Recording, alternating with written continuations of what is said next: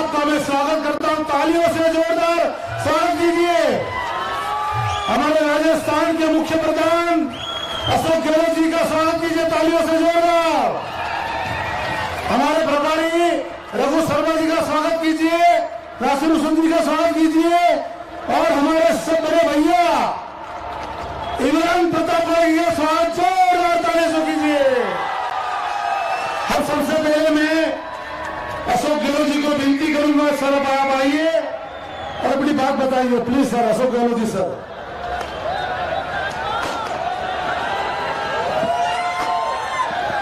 हमारे अखिल भारतीय कांग्रेस कमेटी के अध्यक्ष परम आदरणीय मल्लिकार्जुन खड़गे साहब, यहाँ के प्रभारी एआईसीसी के डॉक्टर रघु शर्मा जी, सांसद नासिर हुसैन साहब, सांसद इमरान प्रताप अली जी,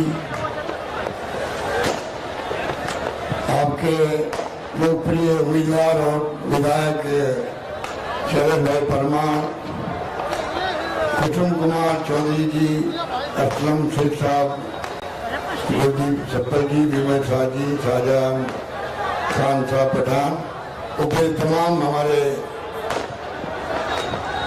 बुजुर्गों, भाइयों, बहनों, नौजवान साथियों, अभी हम हमारे वरिष्ठ नेता राष्ट्र के और कांग्रेस अध्यक्ष खड़गे साहब को सुनेंगे। मैं आपको अपील करने के लिए हाजिर हुआ हूँ। चुनाव पहले भी आपने कामयाब किया है शरद भाई को। आपकी दुआएं, आपका आशीर्वाद हमेशा इनके साथ रहा। इन्होंने कोई कमी नहीं रखी इलाके के विकास की आवाज बुलंद करने में। विकास के लिए हो, चाहे आपके बीच में खड़े होना हो, आपके बीच में आते जाते रहे हैं और आपके सुख दुख के साथी रहे हैं। ऐसे व्यक्तित्व को पुनः आपका आशीर्वाद मिले, ये कामयाब हो। इस बार माहौल कांग्रेस के पक्ष में है। सरकार के खिलाफ बहुत भयंकर लहर चल रही है। पिछली बार में इंचार्ज था यहाँ पर एआईसीसी का, राहुल गांधी जी आए थे उस वक्त में भी। इस बार भी वो आए हैं, वचन दिए हैं आपको। वचन मैं समझता हूँ एक से बढ़ के एक है और आप निश्चित मांगे चलें, कांग्रेस की सरकार बनेगी तो वचन खाली दिए नहीं है, वचन को निभाया जाएगा, ये वादा हम करना चाहते हैं आपसे। ये कोई कम बात नहीं। आज 1040 में सिलेंडर मिलता गैस का और कांग्रेस के मैनिफेस्टो में दिया गया है सरकार बनेगी तो हम 500 रुपए में गैस सिलेंडर देंगे। आप 300 यूनिट फ्री बिजली करेंगे, किराना कर्जे माफ करेंगे। इस प्रकार से 11 वचन है। राजस्थान की तरह 10 लाख का बीमा होगा फ्री के अंदर, पूरा स्वास्थ्य का इलाज आपका फ्री होगा। इस प्रकार से जो वचन दिए गए हैं तो बेरोजगारी भत्ता भी इसके अंदर है। तो मैं आपको अपील करना चाहूंगा कि राहुल गांधी जी ने ही कहा कि आप जनता को पूछ के बनाओ मैनिफेस्टो, इसलिए घोषणा पत्र जन घोषणा पत्र हो गया।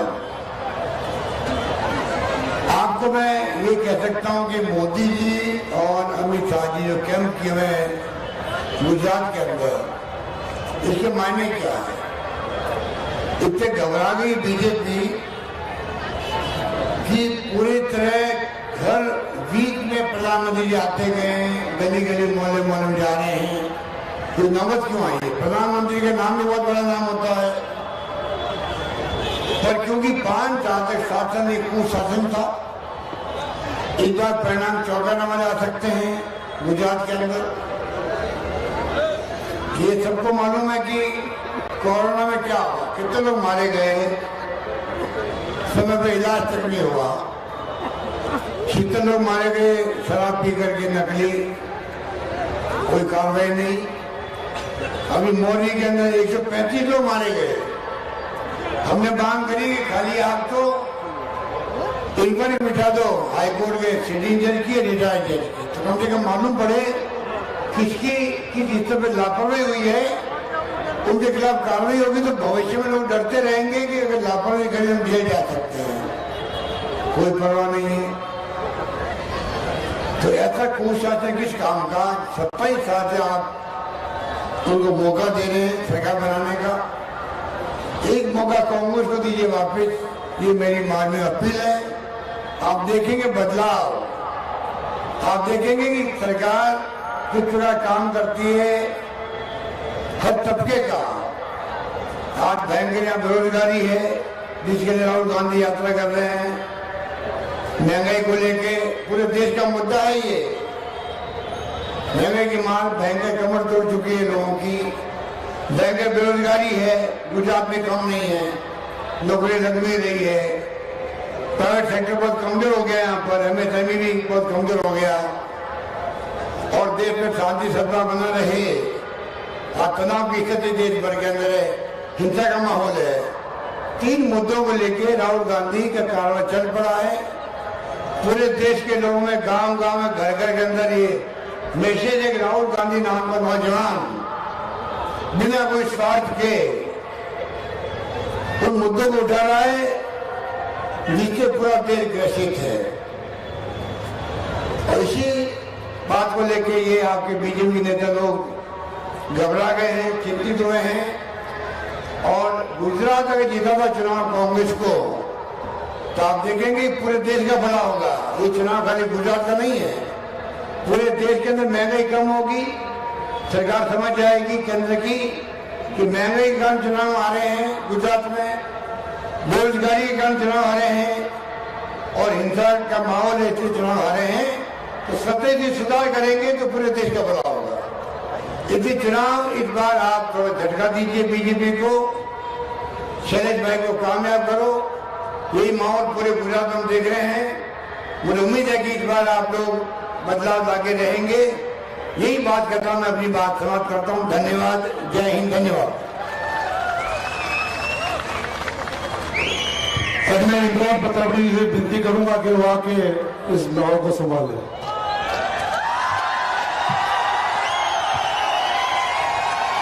मेरी आंखों के सामने बड़ी तादाद में मौजूद जयरामपुरा के नौजवान साथियों, बुजुर्गों, माओ और बहनों, मैं कुछ बोलने के लिए नहीं खड़ा हूं क्योंकि मैं कल शालम वाली सभा में आपसे 1 घंटे बातचीत कर चुका हूं, गुफ्तगू कर चुका हूं।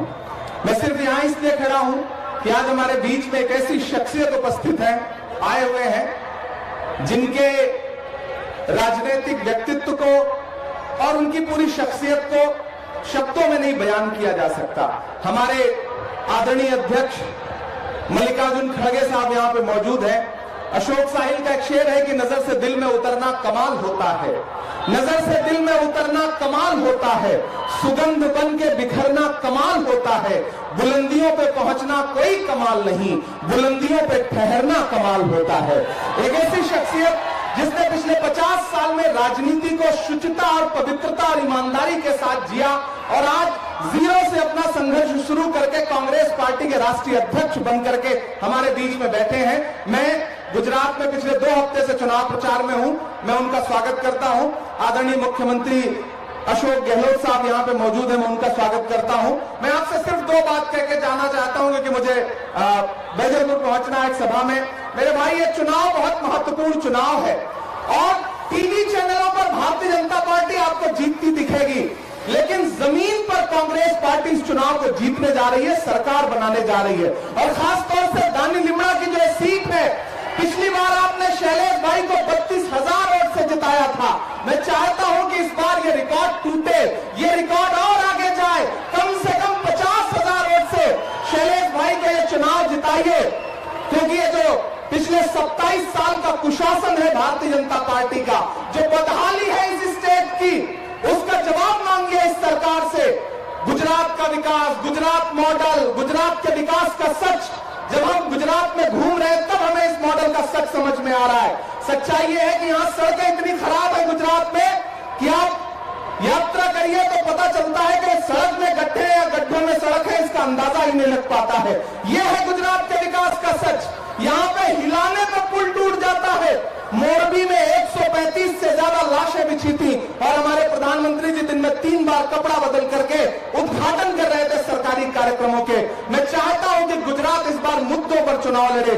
वो आपको गुमराह करने की, बहकाने की कोशिश करेंगे, लेकिन हमारी कांग्रेस पार्टी आपसे कह रही है कि उनसे सवाल करिए महंगाई इतनी ज्यादा क्यों है, उनसे सवाल करिए कि मोरबी के असली गुनहगार बाहर क्यों है, उनसे सवाल करिए कि बेरोजगारों को नौकरी क्यों नहीं मिल रही है। 40 लाख रजिस्टर्ड बेरोजगार हैं इस सूबे में। तो मैं आपसे अपील कर रहा हूं कि शैलेश भाई को जिताइए, कांग्रेस को जिताइए और आने वाले दिनों में यहां कांग्रेस की सरकार बनने जा रही है। मैं एक बार फिर से अपने आदरणीय अध्यक्ष मल्लिकार्जुन खड़गे साहब का, अशोक गहलोत साहब का स्वागत करता हूं और आपसे विदा लेता हूं। बहुत बहुत धन्यवाद। अब हमारे राष्ट्रीय अध्यक्ष खड़गे साहब से विनती करूंगा कि खड़गे साहब आप आइए और इतनी बड़ी तादाद में इकट्ठे सभी लोगों को जनसभा संबंधी हमारे राष्ट्रीय अध्यक्ष खड़गे साहब।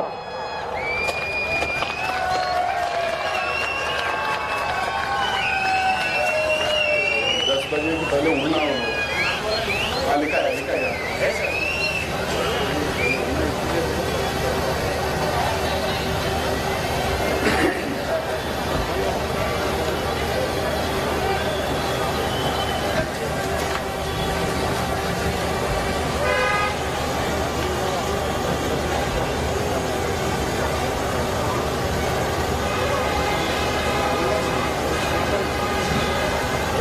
आज के इस चुनावी सभा में इस मंच पर बैठे हुए राजस्थान के मुख्यमंत्री श्री अशोक गहलोत जी, रघु शर्मा जी, यहाँ के उम्मीदवार शैलेश परमार जी, नासिर हुसैन जी, इमरान मुतामगढ़ी जो अभी आपके सामने अपनी बातें रख के चले, कुसुम कुमार चौधरी जी, असलम शेख जी, गुरदीप सप्पाल, निमल शाह और शाहजाद खान पठान और इस मंच पे बैठे हुए सभी नेतागण और यहाँ पर पधारे हुए मेरे भाइयों और दूर दूर खड़े होकर सुनने वाले मेरे बहनों, युवा मित्रों और माध्यम के मेरे दोस्तों, अभी तक आपने सभी की तकरीरें सुनी है और ये जो गुजरात का चुनाव हो रहा है इसके तरफ सभी का ध्यान है। सारे देश इस चुनाव के तरफ देख रहे हैं कि गुजरात के लोग सही फैसला लेंगे इस बार या नहीं, इसको देख रहे हैं। और इस बार लोग भी ये तय किए हैं कि किसी हालत में कांग्रेस पार्टी को हम जिता के रहेंगे, ये सब लोगों का इरादा गुजरात में बन गया है। ये क्यों आप पूछेंगे? इसीलिए अगर गुजरात बीजेपी के लिए बहुत अच्छा होता और उनके लिए यहाँ जीतने का एक उनमें विश्वास होता, तो आज मोदी साहब दिल्ली में जो केंद्र सरकार का काम करना चाहिए वहां बैठ के वो छोड़कर गुजरात के गलियों में नहीं फिरते थे। गुजरात के हर असेंबली सेगमेंट में जा रहे हैं, गुजरात के हर वार्ड में जा रहे हैं, शाह जा रहे हैं, मोदी जी जा रहे हैं, उनके साथ 4-5 चीफ मिनिस्टर लोग जा रहे हैं और 40 से ज्यादा केंद्र मंत्री यहाँ है और सारे आजू बाजू के जहां पर भी बीजेपी की सरकार है सबको उन्होंने बुला लिया है। ये क्यों?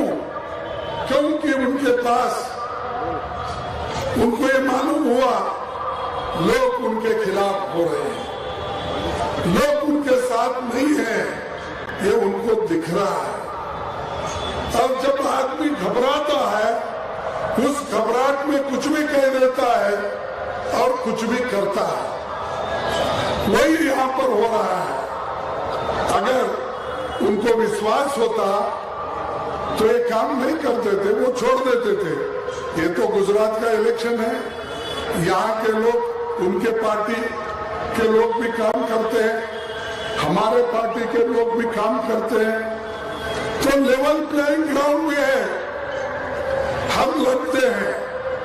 हमारे पास देहातों में बहुत दफा ऐसा होता है कि कुश्तियां खेलने जाते हैं, प्राइज रखते हैं, छोटा प्राइज रखते हैं, फिर बड़ा प्राइज रखते हैं, फिर सोने की खड़ा क्या बोलते हैं वो रखते हैं,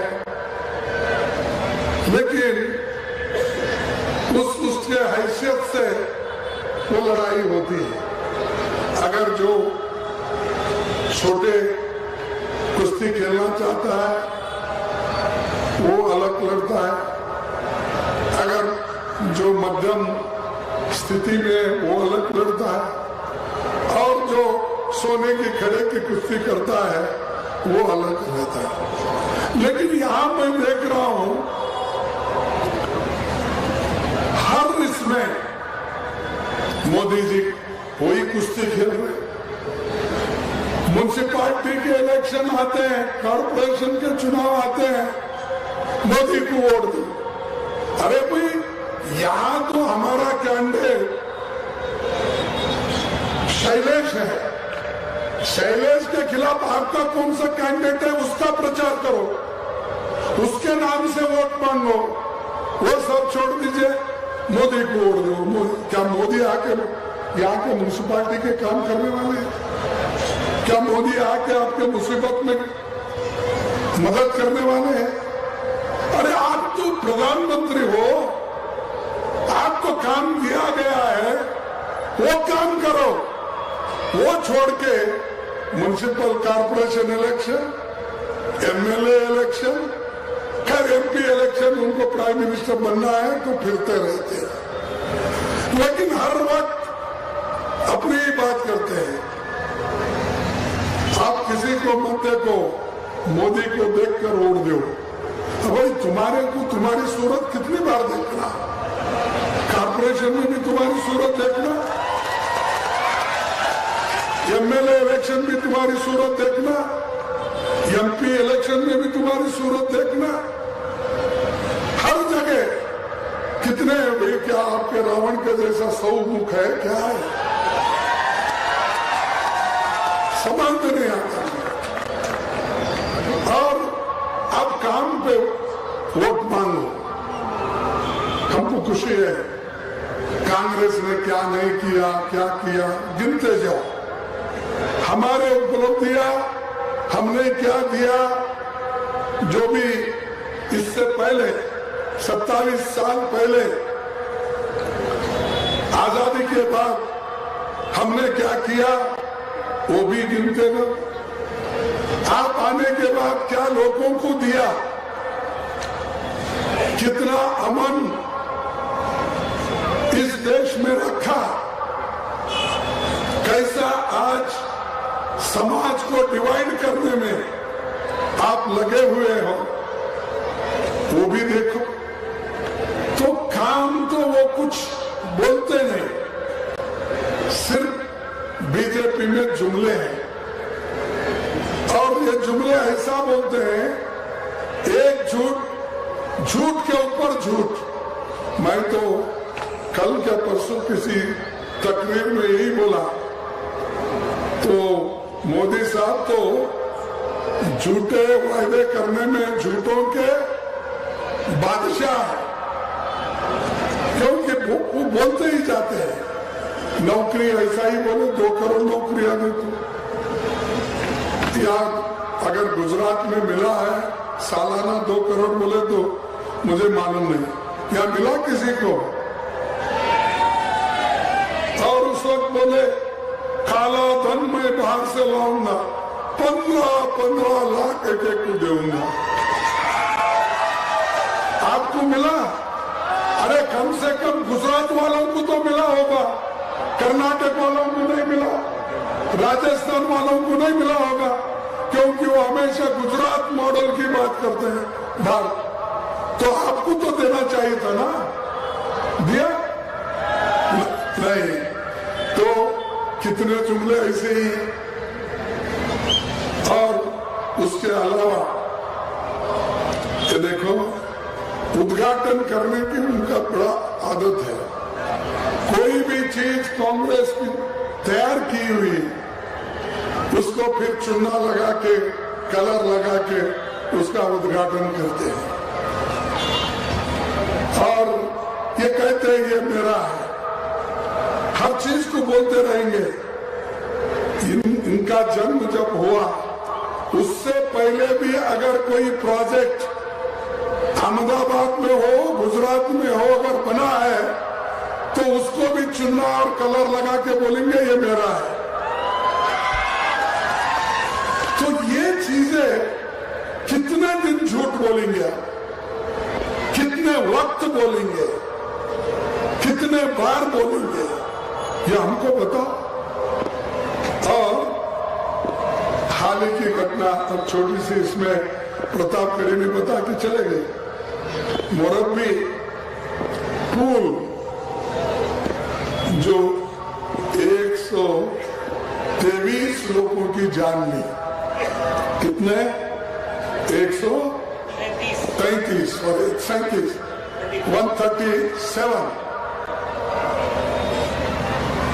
कभी उधर झांक के भी नहीं देखे, लेकिन जब उसको ठीक कर देते हैं तो वो जाकर उद्घाटन कर देते हैं। ये भी उन्होंने उद्घाटन किया था शायद, उसके 5 दिन के बाद ही वो गिर गया। रिनोवेशन, तो रिनोवेशन का भी वही करते हैं, रिपेयर का भी वही करते हैं, रेस्टोरेशन का भी वही करते हैं, हर चीज का इनॉग्रेशन करते हैं। किए 137 लोग मर चुके। कितना कंपेंसेशन उनको आपने दिया, कितने लोगों को जेल में डाला, कितने लोगों के ऊपर आपने FIR किया, क्यों नहीं किया, किस वजह से नहीं किया? क्योंकि वो बड़े बड़े कॉन्ट्रैक्टर, अमीर लोग आपके साथ हैं। उनको कहां पकड़ेंगे? आप तो कभी नहीं पकड़ेंगे आप उनको, और उनको प्रोत्साहन देंगे, नए नए काम देंगे। तो हालत मोरबी में जो लोग मर गए, उनकी चिंता उनको नहीं है। नकली शराब इतनी बिकी जाती है यहाँ पर, लोग वो पी पी के मर रहे, उधर उनका ख्याल नहीं, ध्यान नहीं है। ड्रग्स या गुजरात के पोर्ट से आ रहे हैं, वो पकड़ रहे नहीं। ये सब सामान्य जनता, कॉमन मैन को उसके ऊपर असर पड़ रहा है, वो आप लोग ध्यान नहीं आपका। और नौकरियों के लिए युवाओं को बोलते कि जगह खाली है, भर्ती करना है तो पेपर पर्चे भरो, बहुत से लोग ये अपना एप्लीकेशन देते हैं, लेकिन 22 बार पेपर लीक हो गए, 22 बार। और गुजरात में 4-5 लाख वैकेंसीज हैं, आप भर्ती नहीं कर रहे। अगर भर्ती करे उसमें कौन आएंगे? रिजर्वेशन के लिए शेड्यूल कास्ट के लोग जाएंगे, माइनॉरिटी के जाएंगे, बैकवर्ड के जाएंगे, एसटी के जाएंगे। उन सब लोगों को नौकरी नहीं देना, इसी के वजह से आज जो 5 लाख वैकेंसी गुजरात में है वो भर्ती नहीं कर रहे। पूरे देश में 30 लाख वैकेंसीज हैं। कितने? 30 लाख। वो रेलवेज में हो, पोस्ट में हो, टीचर का हो, आर्मी में हो, सिविल आर्मी में हो, ये सब का अगर आप मुआवजा लिए तो कम से कम 30 लाख वैकेंसीज है। और आप 1-8 दिन पहले, 1 महीना पहले एक बार देखा पेपर शू गुजरात में दिए, कहाँ दिए मुझे मालूम नहीं, वो मैं टीवी में देखा। 75,000 नौकरियां गवर्नमेंट दे रही है, और उसके सर्टिफिकेट कौन बांट रहे हैं? इस देश के प्रधानमंत्री। अरे भाई, जो काम एक क्लर्क कर सकता है, जो एक डिप्टी सेक्रेटरी कर सकता है, वो ऑर्डर भेजता है अपॉइंटमेंट के। आपकी जरूरत है उसके लिए। आप पहले ये जवाब दो, पहले आप नई नौकरियां तुम देने का वायदा किए थे, वो छोड़िए, लेकिन 30 लाख वैकेंसीज क्यों नहीं भर रहे? क्योंकि अगर 30 लाख वैकेंसीज भरे तो इसमें कम से कम 16 लाख वैकेंसी गरीबों को मिलेगा। वो नहीं चाहते ये भरने के लिए, वो नहीं चाहते कि SC/ST लोग को भरने के लिए, वो नहीं चाहते कि इकोनॉमिकली वीकर सेक्शंस को नौकरी देने का। और ये हमको सिखा रहे, कांग्रेस ने कुछ नहीं किया 70 साल में। सब 70 साल में इन्होंने किए, पैदा होते ही सब काम शुरू ही किए डेवलपमेंट का। थोड़ा तो इस देश को आजादी दिलाने में पार्टी के खिलाफ आप बात करते हो। जो महात्मा गांधी जी गुजरात से आते हैं, सारी दुनिया आज उनकी तारीफ करती है, वो हमारे राष्ट्रपिता है, वो आजादी दिलाए, उनका याद नहीं करते। उनका याद अब कभी भी नहीं करते, लेकिन गोडसे का याद करने में आप कभी भूलते नहीं। आज यूपी में उन्हीं की सरकार है, वहां गोडसे की फोटो लगा के हार डालते हैं। गांधी जी को, नेहरू जी को गालियां देते हैं, लेकिन कभी RSS बीजेपी गांधी जी की फोटो लगाकर अपने ऑफिस में पहले पूजा भी नहीं करती थी, याद भी नहीं करती थी, और देखती भी नहीं थी। बाबा साहब अम्बेडकर को जो संविधान उन्होंने बनाया, जवाहरलाल नेहरू, वल्लभ भाई पटेल, गांधी जी के आशीर्वाद से जो संविधान बाबा साहब ने बनाया, उसके बारे में भी आप अलग बात करते हो। अम्बेडकर को एक तरफ, पंडित जवाहरलाल नेहरू जी को एक तरफ, सरदार वल्लभ भाई पटेल को एक तरफ, सुभाष चंद्र बोस को एक तरफ। अरे हमारे सब लीडरों को अलग अलग करके लोगों में, युवाओं में जहर फैलाने का काम करते हैं। अरे आप अपनी बात करो, आपको हुकूमत यहां मिली, 27 साल हो गए और सेंटर में आपको प्रधानमंत्री का पद मिला। अब 9 साल से आप वहां हो। कम से कम यहां 13.5 साल उन्होंने चीफ मिनिस्टर रहे। सेंटर में आज 9 साल हो गए,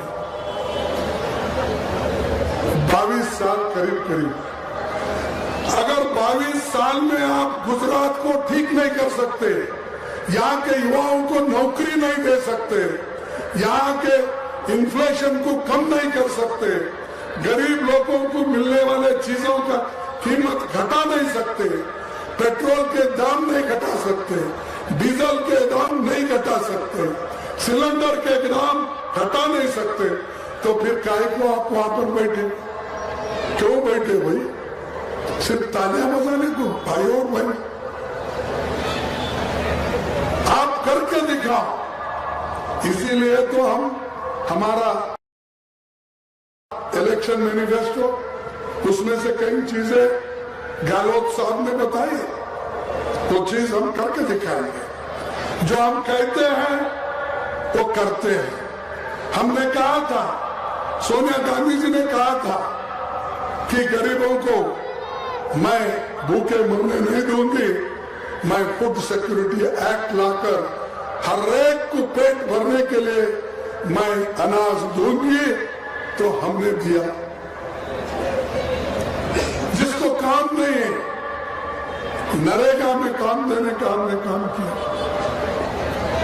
जो बच्चे सरकारी स्कूल में जाते हैं या दूसरे स्कूल में जाते हैं, उनको वहां पर एजुकेशन ठीक नहीं मिलता था, तो कंपलसरी एजुकेशन एक्ट लाए। वो एक्ट लाने के बाद आज बहुत से बच्चों को एडमिशन्स मिल रहे हैं। इसी तरह से हमने हर चीज जो हमने वायदा किया था उसको निभाया। किसानों का कर्ज माफ करने का सोनिया गांधी जी, मनमोहन सिंह जी मिलके 72,000 करोड़ किसानों का कर्ज माफ किया। आप क्या कर रहे हैं? कभी भी पूछे तो मैं बहुत कुछ किया, अभी कर सकता हूं। अरे बहुत कुछ दिखाओ तो सही, कौन से काम आपने किया। आज आप अगर आंकड़े देखेंगे, ह्यूमन इंडेक्स क्या कहते हैं उसको हिंदी में, जो मानवीय, हाँ, मानव सूचकांक, यानी उसमें तो मनुष्य के लिए, यानी हर बच्चों के लिए उनको पोषण जो किया जाता है, प्रोटीन जो मिलता है, सबसे कम अगर कहाँ मिलता है बच्चों को पौष्टिक आहार, तो वो गुजरात में मिलता है कुपोषण। आप देखिए इंडेक्स निकाल के पूछिए, अगर आया था सबसे कम कदम के बच्चे अगर कहाँ पैदा हो रहे, वो गुजरात में हो। और 28,000 टीचर्स वैकेंसी खाली है, तो बच्चे कैसे पढ़ेंगे भाई? 20,000 क्लासरूम बनना है, ये सब कुछ नहीं दे रहे। बात कर रहे हैं कि हम आगे बढ़ रहे हैं, आगे हम बुलेट ट्रेन लाएंगे। कहाँ है भाई बुलेट ट्रेन आपकी? आप वायदा करके तो 6-7 साल हो गए, आपकी बुलेट ट्रेन अभी नहीं भाग रही। जो पैसे लाकर जनता की भलाई के लिए, अच्छाई के लिए उसका उपयोग करना चाहिए। आज चंद लोगों के जेब में वो पैसा जा रहा है। और एक बात मैं बताना चाहता हूं,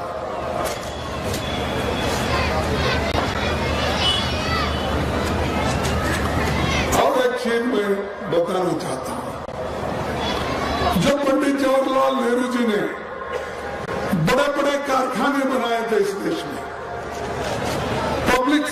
ब्रिजेस, एयरपोर्ट्स कांग्रेस ने बनाई थी, रोड्स, ऐसे बहुत सी चीजें हमने बनाई देश को एक रखने के लिए, देश के प्रगति के लिए, देश के उन्नति के लिए। बड़े बड़े कॉलेजेस खोले, एम्स जैसे सेंटर खोले, ITI खोले, सब चीजें हमने की। लेकिन अब आप क्या कर रहे हो?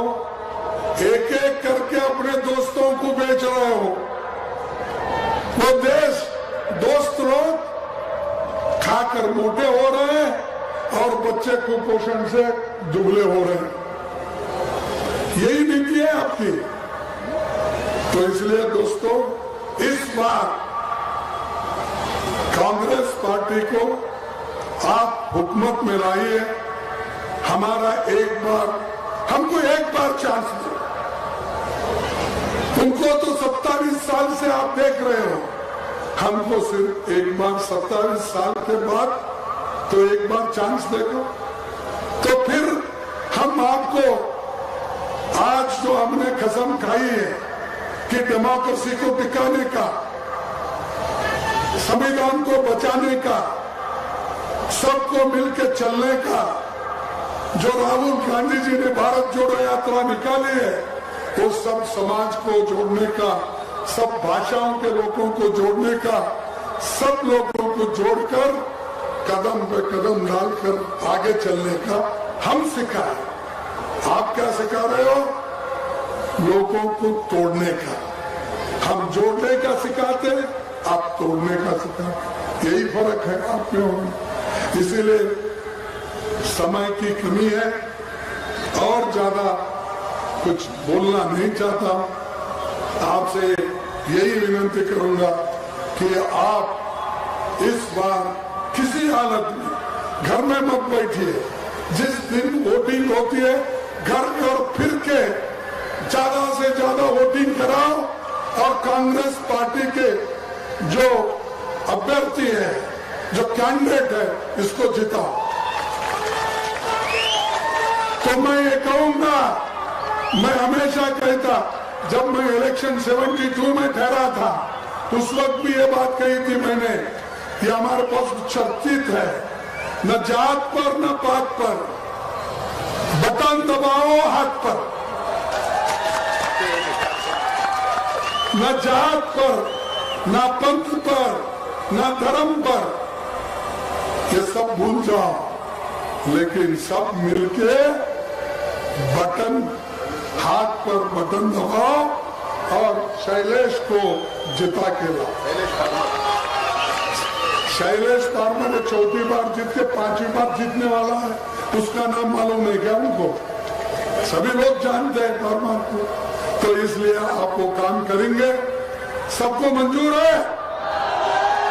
अरे इतना जोर से बोलो यारो।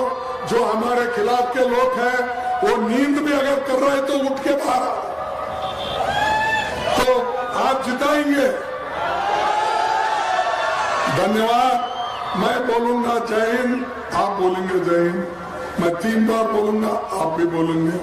मैं बोलूंगा कांग्रेस, बोले तो आप जिंदाबाद बोलेंगे। ये कह के मैं भाषण समाप्त करूंगा। जय हिंद, जय हिंद, जय हिंद।